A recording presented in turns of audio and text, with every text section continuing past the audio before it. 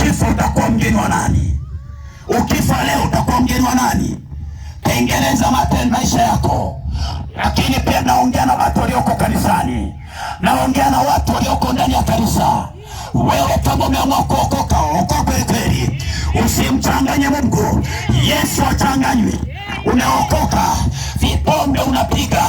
Umeokoka, unadabua wake za watu.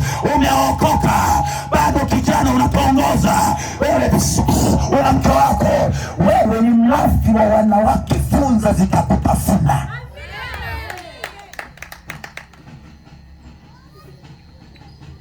Muone kwanza, niangalia. Muone macho yake. Unasema naenda kanisani, Yesu ni wangu. Unakadirizi hapa. Unakiza sawa? Eti una Yesu, nimeokoka.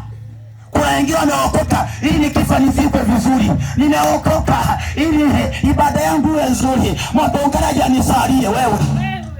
Ukitenda matendo mema, hata kama mwili wako watautupa wale ndege, wewe ni mzoga muo wale ndege kule, hata kama usipozikwa na kufanywa ibada, hauna maana mwili.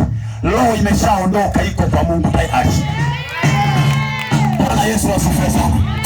Hata kama usipozaliwa, hata kama wasipokuombea, tenda matendo mema mbele za Bwana. Usijifichie ndani ya kanisa.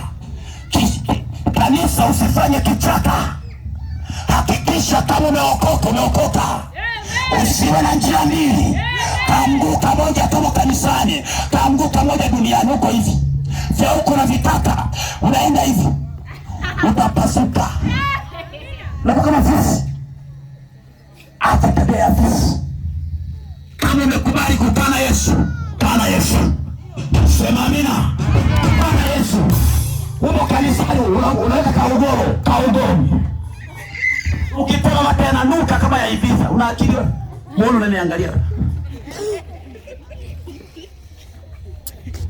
Ni nasali wapi? Ukitoka tu kule unachepuka.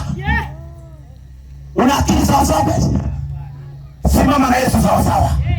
Simama na Yesu sawa sawa. Simama na Yesu sawa sawa.